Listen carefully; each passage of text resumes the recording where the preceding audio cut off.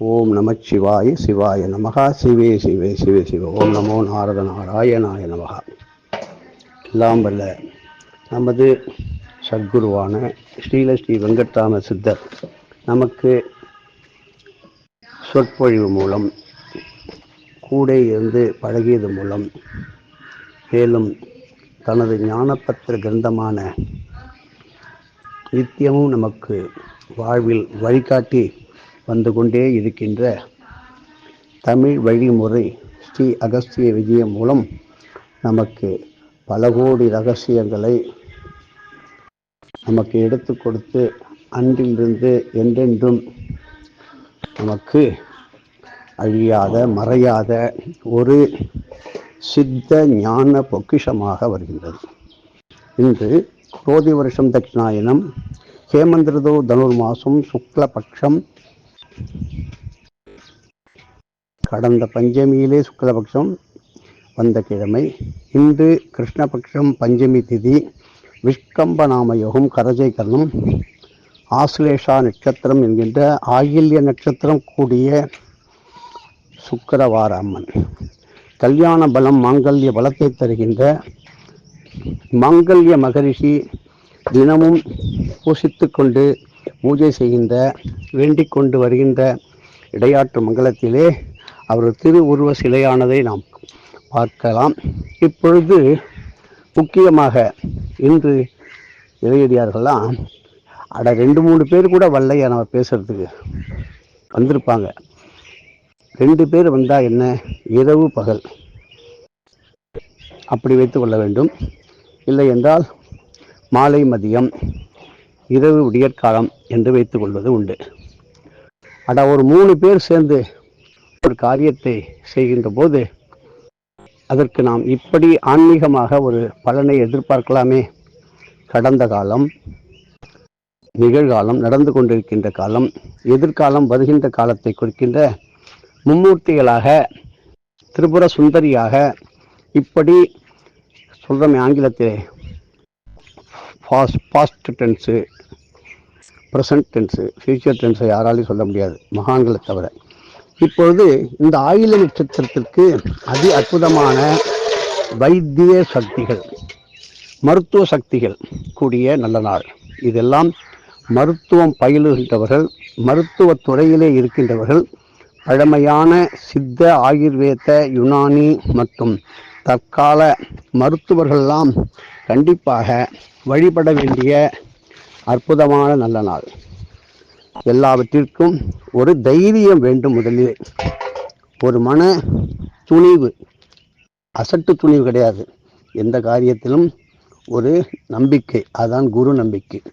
நம்ம குருவெல்லாம் பார்த்ததே கிடையாதே, எந்த குருவை பார்க்கறது? ஏனால் உருவத்தை பார்த்து பார்த்து பழகிவிட்டதுனால அப்படி ஒரு மாயை இருக்கலாம். ஆனால் எத்தனையோ இருக்கின்றது. வானத்தை பார்த்தோம், வானத்தில் என்னத்தை பார்த்தோம்? சில நட்சத்திரங்களை மட்டும் பார்த்திருக்கலாம் இரவு நேரங்களிலே. பகலிலே சூரிய சந்திரன தரிசனத்தை கூட இந்த காலத்து நிலைமையிலே பார்க்க முடியாதவர்கள் வேலையிலே மூழ்கி இரவு பகல் தெரியாமல் பேதலித்து கொண்டிருக்கின்ற ஒரு காலம். நாம் கொண்டாடிய, வைத்து போற்றிய பழமையான பொருட்களை இழந்தோம், பழமையான முறைகளை இழந்தோம், பழமையான நல்பழக்கத்தை கொஞ்சம் கொஞ்சமாக குறைத்து கொண்டே வரும். நல்பழக்கம் என்றால் என்ன? அவரவர்கள் குலவழக்கப்படி தினமும் நீராடி குளித்து முழுகி எழுந்து, இன்று வெள்ளிக்கிழமை பெண்கள்லாம் எண்ணெய் தேய்த்து குளிப்பார்கள். இப்பொழுது யாரோ ஒருவர் சொல்லிவிட்டார், எண்ணெய் தேய்த்து குளித்தால் அலர்ஜி.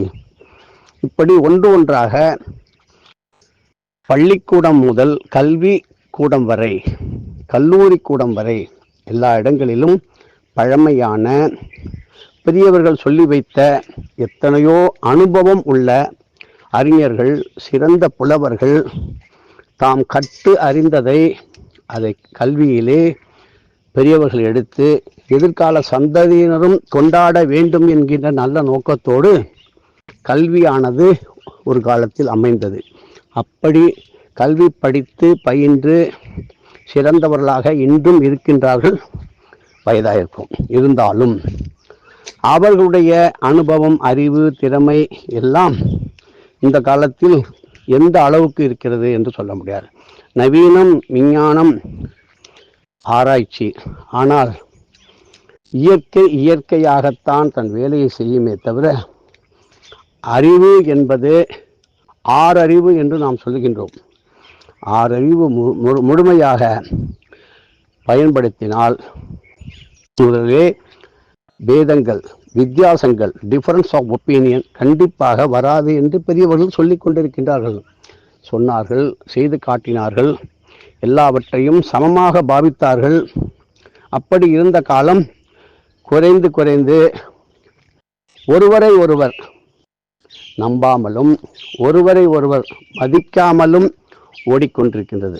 அது பெரியவர்களாக இருந்தாலும் சரி, பெற்றோர்களாக இருந்தாலும் சரி, குழந்தைகளாக இருந்தாலும் எதிர்கால இந்த தலைமுறை என்னவென்றால், கண்டதே காட்சி, கொண்டதே கோலம், நான் முடிவெடுத்து விட்டேன் அப்படி என்று சொல்லுகின்ற ஒரு மயக்க நிலை.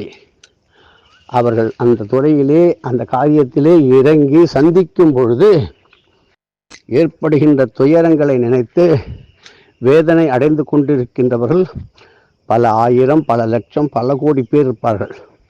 நாம் நினைக்கின்றோம் அவங்களுக்கு ஒரு கவலை கிடையாது, அவரை பார்த்தீங்களா, அப்படி நாம் நினைப்பதுதான் தவறு. ஏன் அவர்களுக்கு உள்ள சுமையோ, கடனோ, கஷ்டமோ, கவலையோ, வியாதியோ நமக்கு இருக்கின்றதா என்று நாம் பார்க்கும்போது எல்லாம் அவர்கள் எவரையுடைய ஒருத்தர், நமக்கு முன்பின் தெரியாத ஒருத்தரை நம்முடன் ஈடுபடுத்தி அவருடன் ஒப்பிடும் பொழுது இப்படி ஒரு குறுகிய வட்டத்துக்குள் நாம் சேர்ந்து விடுவோம்.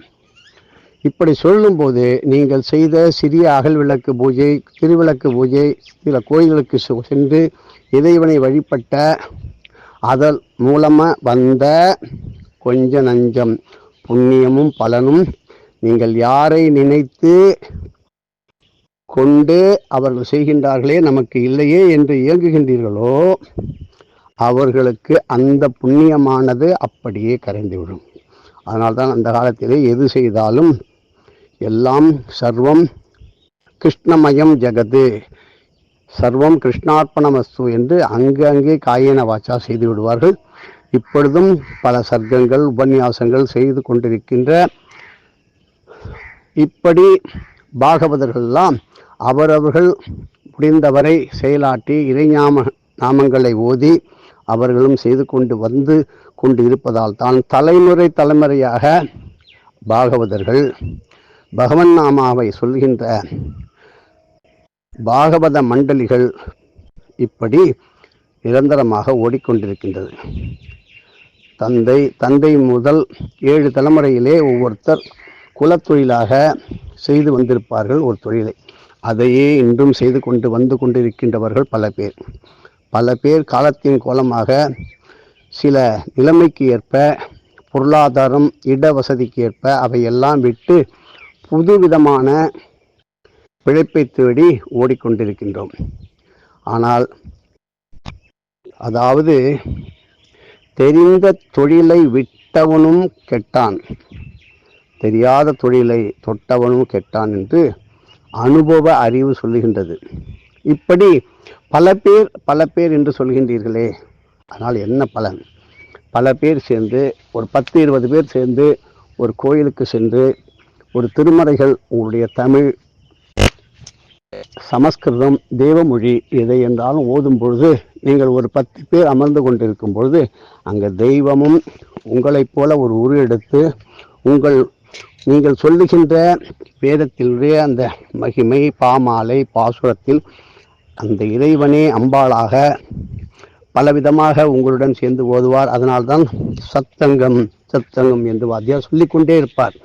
நீ தனி ஒருவனாக இருக்காதே, பல மரங்கள் சேர்ந்து தோப்பு போல் இருக்கும்போது அதனுடைய பலனோ அதிகமானது. ஒரு பெரும் காற்று வந்தால் கூட தோப்பு அசைக்க முடியாது. ஒரு சின்ன இடர் வந்தாலும் கூட்டமாக இருக்கும் பொழுது சமாளித்து விடலாம். அதனால் தனியாக செய்வதை கொஞ்சம் கொஞ்சமாக மாற்றிக்கொண்டு 4 பேரை கூப்பிடுங்க. இல்லை என்றால் உங்கள் வீட்டில் உள்ள தாய் தந்தையரை அழைத்து கொண்டு பெரியவர்கள் குழந்தைகளை அழைத்து கொண்டு கோயிலுக்கு சென்று வழிபடும் முறைகளை அவரவர்கள் குல வழக்க முறை அதன்படியும் மாதா மாதம் அருகிலே இருந்தால் கூட குலதெய்வ வழிபாடு இஷ்ட தெய்வ வழிபாடை கண்டிப்பாக மேற்கொள்ளுங்கள். எனக்கு எதை நினைச்சாலும் ஒரு பயம் இருக்கு அப்படி என்று சில பேர் நினைத்து கொள்ளலாம். என்னத்தினால வருகிறது? எல்லாம் கடந்த காலத்திலே வாசனையா என்று சொல்வார். அப்படி முன் ஜென்மத்துடைய தொடர்பு ஏதாவது இருந்து நம்ம இன்றைக்கும் கடந்த ஜென்மத்தினுடைய கடந்த கால வாழ்க்கையினுடைய தொடர்ச்சியே இந்த பிறப்பு. அதில் ஏற்பட்ட நிகழ்ச்சிகளின் ஒரு தொகுப்பு தொற்றிக்கொண்டே வரும். அதுதான் வாசனையா. வாசனை இவனுக்கு பூர்வ ஜென்ம வாசனை இன்னும் விடலை போல இருக்கே. பூர்வ ஜென்ம வாசனை இவ குடும்ப வாசனை அப்படின்னு சொல்லுவாங்க பெரியவங்க, கேட்டுப்படுங்க. ஆனால் வாசனையா? இப்படி பல ஜென்மங்களினுடைய தொடர்ந்த கர்ம வினைகளை கழிப்பதற்கு இறைவன் மீண்டும் இந்த மானிட ஜென்மம் கொடுத்ததற்கு நாம் நினைத்து பார்த்தால் என்ன செய்ய வேண்டும் என்பது முதலில் ஆரம்பித்தால் ஒரு குரு தேவைப்படும், குரு வேண்டும் என்கின்ற எண்ணம் எழும் பொழுது அப்பொழுது ஆரம்பித்துவிடும் நல்ல காலம். ஆனால் எத்தனையோ இறை தொழுதாலும் ஆழ்வார்களோ நாயன்மார்களோ நமக்கு தெரிந்த அபிராமி பட்டர் அவ்வளவு உத்தமமான நிலையிலே இருந்தவருக்கும் ஒரு தெய்வீக சோதனை, அது அரசன் மூலமாக தெய்வம் மனுஷரூபே நாம் சோதனை கொடுத்து இந்த உலகத்துக்கெல்லாம் அபிராமி அந்தாதியை படைப்பதற்கு சாட்சி ரூபமாக லலிதா சகஸ்ரநாமத்தை எழுதுவதற்கு எப்படி உதவியாக இருந்தாலோ அம்பாள், அதுபோல எல்லா சித்தர்களும் எல்லா தெய்வத்தையும் வணங்கினாலும் ஒவ்வொரு மகான்களும் யோகிகளும் ஞானிகளும் மூச்சுகளும் ஏன் நமக்கு தெரிந்த நம்முடன் நாம் பிறந்த இந்த வாழ்ந்து கொண்டிருக்கின்ற இந்த காலத்திலே நம்முடனே இருந்த நாமெல்லாம் கண்டு தரிசித்து மகிழ்ந்த காஞ்சி மகா பெரியவாள் கனிந்த கனி காமாட்சி அம்மன் உபாசனை, இன்னும் பல கோடி சக்தி உபாசனைகளை பெற்றவர்கள் தான் சித்தர்கள். அதுக்காகத்தான் நமது பலமுறை அகஸ்திய விஜயத்திலே குறிப்பிட்டுள்ளார்கள். சக்தி உபாசனை குறைந்தது 48 நாள் ஒவ்வொருவரும் கடைபிடித்தே ஆக வேண்டும். சக்தி இல்லை என்றால் அந்த ஜீவன் என்கின்ற சிவம் இருக்குமா? எல்லாவற்றிற்கும் நமக்கு என்ன வேண்டும்? எனர்ஜி. அதுதான் சக்தி ஸ்வரூபம். எல்லா நதிகளுக்கும் அநேகமான பெண் தெய்வங்களின் பெயரை கொண்டே இருக்கும். ஒவ்வொரு நதிக்கும் ஒரு காரணம் இருக்கின்றது. யமுனா நதிக்கு பல காரணங்கள் இருந்தாலும் யமுனா நதி இந்த பூலோகத்தை சார்ந்தது கிடையாது. யமுனா நதிக்கு ஒரு சகோதரன் உண்டு, அதுதான் தர்மராஜர், யம தர்மராஜன். இப்படி நதி தேவதைகளை தினமும் கங்கா யமுனா கோதாவரி சரஸ்வதி நர்மதே சிந்து காவேரி என்று சொல்லிதான் பலமுறை ஓதிதான் ஸ்நானம் செய்ய வேண்டும், குளிக்க வேண்டும். அதனால் நீர் தேவதைகள், ஜல தேவதைகள், நதி தேவதைகள், சமுத்திர தேவதைகள் ஆனந்தம் மகிழ்ச்சி பட்டு நம்மை ஆசீர்வதிப்பார்கள்.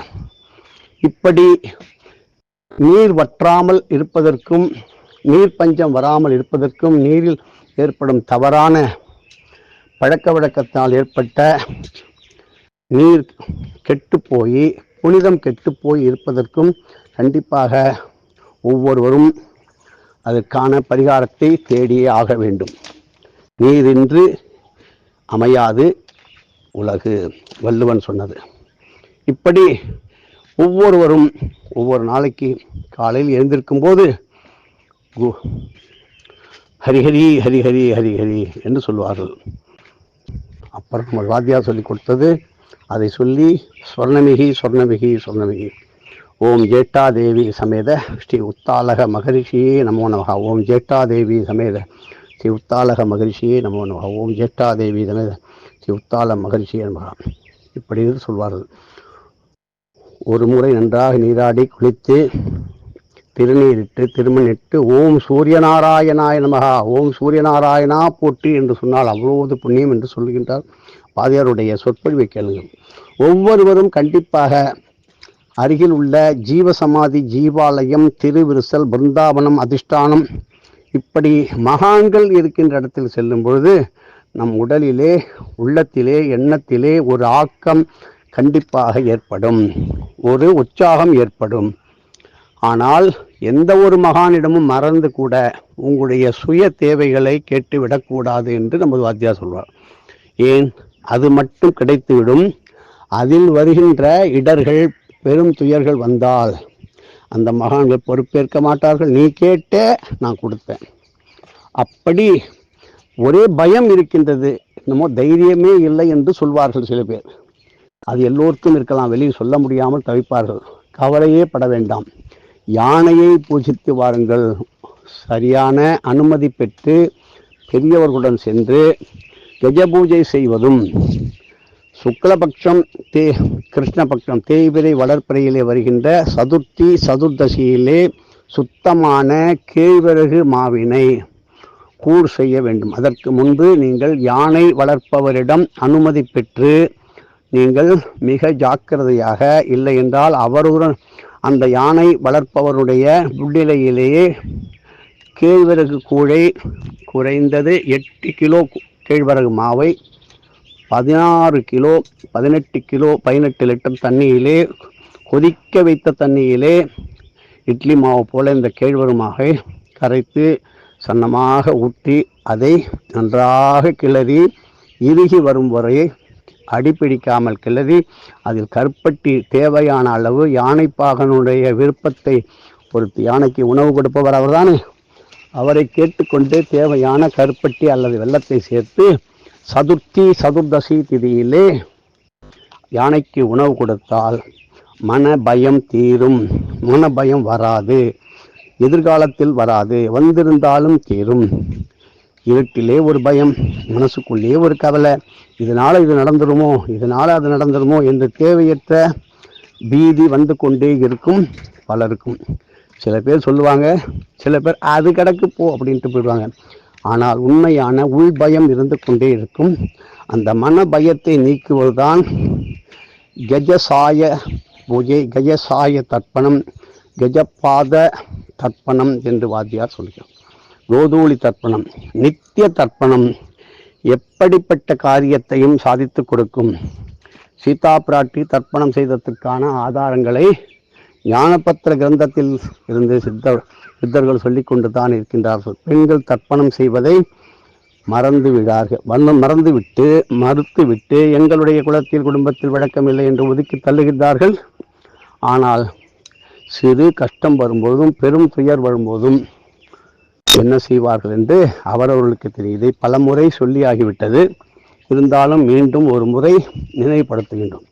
இப்படி இன்று விஷ்கம்பநாம யோகம் கரஜேகரணம், அதாவது விஷ்கம்பநாம யோகத்திலே உமாபதி சிவாச்சாரியார் அருளிய கொடி கவி, கொடி துதியை கோயிலிலே, திருக்கோயிலே, உங்களுக்கு பிடித்த சிவாலயம், பெருமாள் கோவில், அம்மன் சன்னதி எங்கு இருந்தாலும் அந்த கொடிமரத்து அருகிலே திருவிளக்கு ஏற்றி வைத்து அதன் சாட்சியாக கொடி கவி, கொடி துதியை ஏற்றி வணங்கினால் நம் உடலை தாங்கி நிற்கின்ற முதுகெலும்பு, அதுதான் வஜ்ரம், அதிலிருந்து வந்ததுதான் வஜ்ராயுதம். இப்படி முதுகெலும்பு நோய் வராமலும், ஸ்பைனல் கார்டிலே ஏற்பட்டு இருக்கின்ற நோய்கள் தீர்வதற்கும் பிறருக்காக நீங்கள் வேண்டி வணங்கி போற்றுவதும் அவருடைய விஷ்கம்பநாம யோகத்திலே. அப்படி, அதாவது சிந்துப்பட்டி என்கின்ற ஊர், அதாவது உசிலம்பட்டிக்கு மிக அருகிலே சிந்துப்பட்டி ஆலயத்தில் உள்ள ஆலய கொடிமரமான துவஜஸ்தம்பத்திற்கு அபிஷேக ஆராதனைகள் செய்து கொடிக்கவி தூதி ஓதுவதும், இதனால் உடலில் ஆரோக்கியம் கிடைப்பதும், எத்தனையோ கோயில் வேலை, அதாவது உழவாரப்பணி, மீண்டும் புனர் உதாரணம், கோயில் கட்டி கும்பாபிஷேகம் நடைபெற வேண்டும் என்று நினைத்து நடைபெறாமல் அறையும் குறையுமாக நிற்கின்ற ஆலயத்திற்கு உடனடியாக அது நிறைவேறி நல்ல விதமாக சம்பரோக்ஷணம் கும்பாபிஷேகம் நடப்பதற்கு அந்த சிந்துப்பட்டி பெருமாள் கோயிலுடைய துவஜஸ்தம்பத்திற்கு முறையான அபிஷேகங்கள் ஆராதனை செய்து மனமுருகி பிரார்த்தித்து அந்த ஜலமான தீர்த்தத்தை எடுத்துக்கொண்டு வந்து உங்கள் எந்த ஊரிலே வசிக்கின்றீர்களோ அந்த கோயிலே தெளித்து விட்டால் உடனடியாக அந்த கோவில் வேலைகள் பூர்த்தியாகி முழுமையடைந்து புனர் உத்தாரணம், சம்பரோக்ஷணம், கும்பாபிஷேகம் கண்டிப்பாக நடைபெறும். அப்படித்தான் நமது இறையடியார்கள் என்றும் செய்து கொண்டிருக்கின்றார்கள். இப்படி ஒரு காரியத்தை ஒரு ஓவியம் வரைகின்றவர்கள், சிற்பம் செய்கின்றவர்கள், சிலை செய்கின்றவர்கள், மண்ணினால் செய்கின்ற, களிமண்ணால் செய்கின்ற மண்பாண்டங்கள், அகல் விளக்குகள், ஏன் உருவ உண்மைகள் செய்கின்ற களிமண்ணால் செய்கின்றவர்களுக்கெல்லாம் இவரெல்லாம் விஸ்வகர்மா லோகத்திலிருந்து பிரம்மா அவர்களை இந்த பூலோகத்திற்கு படைத்திருக்கின்றார்கள். அவர்களையெல்லாம் நாம் போற்றி கொண்டாட வேண்டும் என்று சொல்வார்கள். அவர்களெல்லாம் கலைஞர்கள், கிராமப்புற கலைஞர்கள். 1000 விஞ்ஞானம் வந்தாலும் மண்பானை சோற்றுக்கு, மண்பானை நீருக்கு ஈடு இணை என்றும் கிடையாது. ஆற்று நீர் வாதம் போக்கும், அருவி நீர் பித்தம் போக்கும். இதுக்கு ரெண்டும் என்னால் முடியவில்லை என்றால் நீர் ஆகாரம் என்கின்ற சாதத்தை முதல் நாள் வடித்து மண்பானையிலே போட்டு நீரூற்றி வைத்து தொடர்ந்து ஒரு வாரம் 10 நாள் சாப்பிடும்போது சோற்றி நீர் இவை ரெண்டையும் வாதம் பித்தம் அத்தனையும் போக்கி தருகிற மண்பானை. அதனால அதிலே பூச்சி வேலைகள் எல்லாம் இருக்காது. அந்த மண் அப்படிப்பட்ட சக்தி வாய்ந்தது. மண் குளியல் என்கின்ற ஒரு விதமான மருத்துவம் இருக்கின்றது. இதெல்லாம் ஒரு சித்தனிடம் கேட்டு, மகானிடம் கேட்டு, குருவிடம் கேட்டு தெரிந்து கொள்ளுங்கள். அத்தனை கலைகளையும் முழுமையாக சொல்லிக் கொடுத்தவர் நமது வாத்தியார். இப்படி ரிஷி மூலம், நதி மூலம் தெரிந்து கொள்வதற்கு ஆசைப்படக்கூடாது. அதனால் காலம்தான் விரயமாகுமே தவிர அடிமுடி காண முடியாத அண்ணாமலை போல் ஆகிவிடும். உள்ளதை கொண்டு இருக்கிறதை முழுமையாக பயன்படுத்தி நமது வாழ்க்கையிலே வெற்றியை தேடி வர வேண்டும். பெண்கள் சுமங்கலித்துவம் திருமணத்துக்கு பிறகு கிடையாது.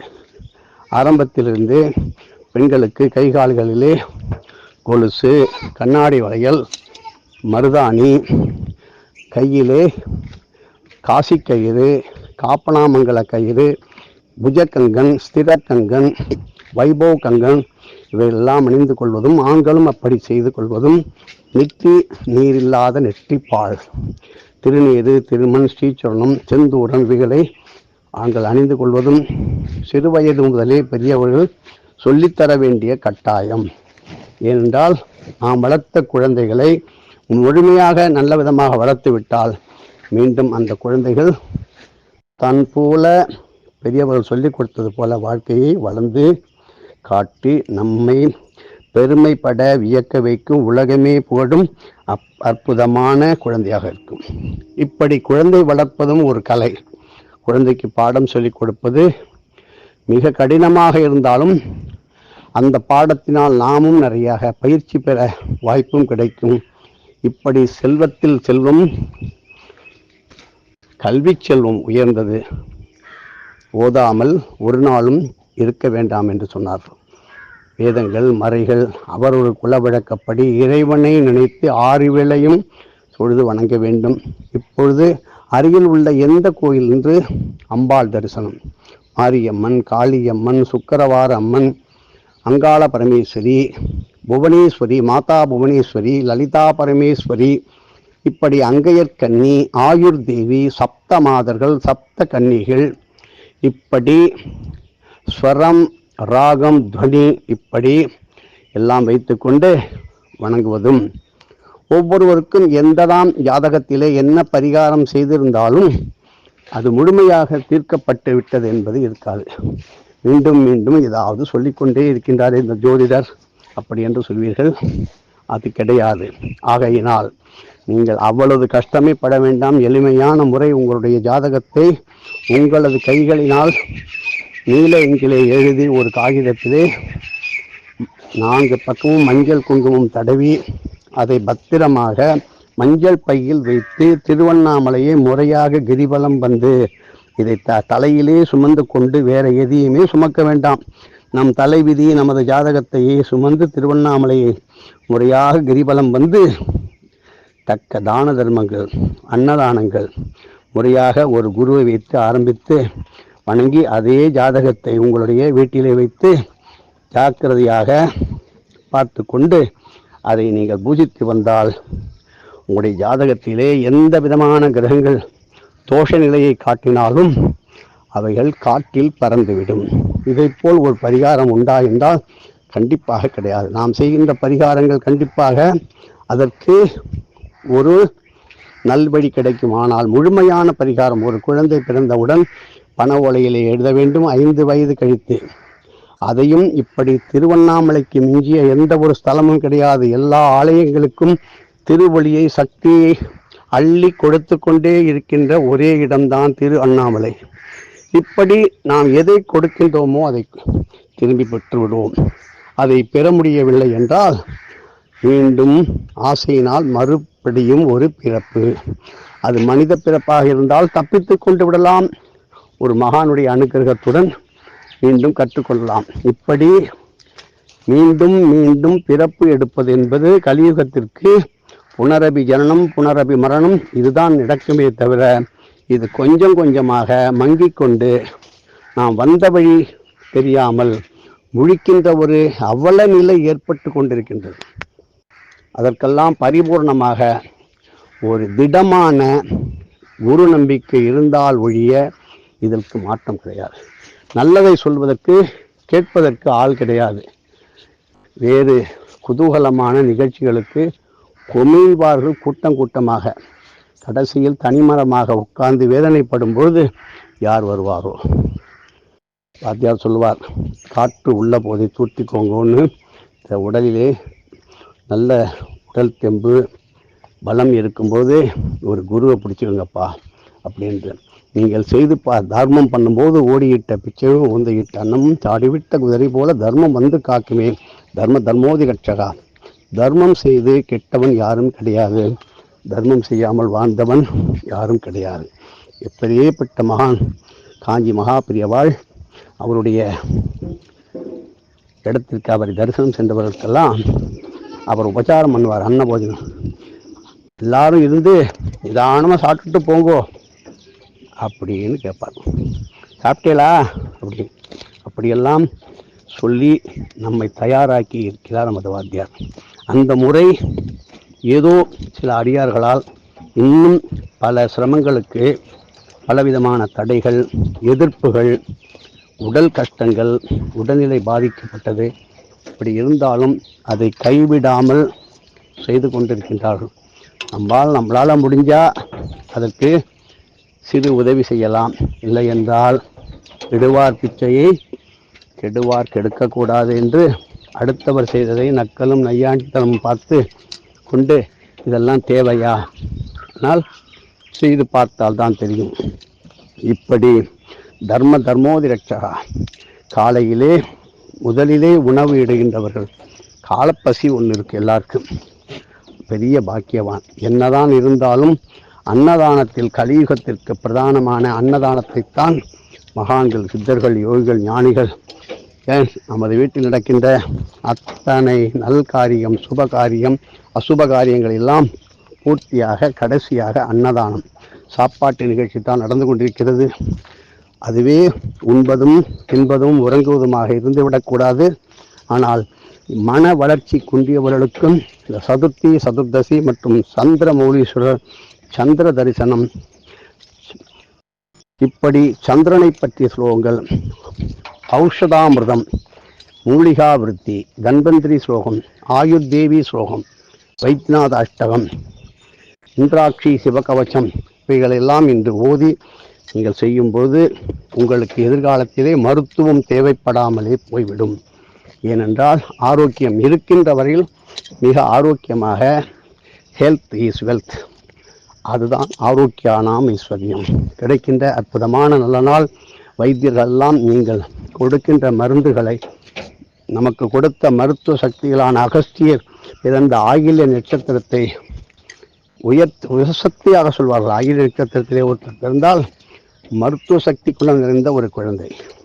தவறாக அதை ஜாதகத்திலே அதை வேறு விதமாக சொல்கின்றார்கள். மாமனாருக்கு ஆகாது, மாமியாருக்கு ஆகாது என்று தவறு. இப்படி நாளைக்கு மக நட்சத்திரத்திலே எருமை குளங்களுக்கு அகத்திக்கீரை அழித்துவிட்டு ஒரு ஆலயத்திலே அபிஷேகமாகி வருகின்ற கோமுக தீர்த்தத்தை அருந்தினால் மரண பயம் வந்து பாயுடன் படுக்கையுடன் படுத்து அவஸ்தைப்படுகின்ற நிலை வராமல் 100 வயது வந்தால் ஆரோக்கியமாக இருப்பீர்கள். இது கண்கூடான காட்சி. அதுதான் மகத்தில் பிறந்தால் ஜெகத்தை ஆளலாம் என்று சொல்லுகின்றார்கள். நாளைக்கு விசாலாட்சி விஸ்வநாதர் எங்கெங்கெல்லாம் ஆலயத்தில் இறைவன் இருக்கின்றாரோ அங்கெல்லாம் லட்டுகளை கையால் தயாரித்து லட்டு தானம் செய்வதும் அதி அற்புதமான நல் பலன்.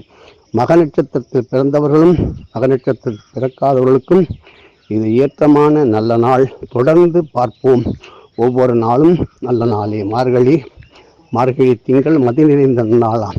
திருப்பாவை, திருவம்பாவை, கோளறு பதிகம், திருநீற்று பதிகம், இப்படி ஒவ்வொன்றாக நீங்கள் சொல்லும் பொழுதும் அந்தந்த நாள் ஞாயிற்றுக்கிழமை ஆரம்பித்து சனிக்கிழமை வரை அந்தந்த தினங்களுக்கு உரிய நிறங்களில் ஆடைகளை உடுத்துவதும் எளிமையாக அந்த தின தேவதைகள் ஞாயிற்றுக்கிழமை சூரியன், திங்கட்கிழமை சந்திரன், செவ்வாய்க்கிழமை செவ்வாய், புதன்கிழமை பெருமாள், இப்படி ஒவ்வொரு கிழமைக்குள்ள வண்ணங்களில் ஆடைகளை கொடுத்தனால் அந்த கிழமைகளில் வெற்றி அதிகமாக கிடைக்கும்.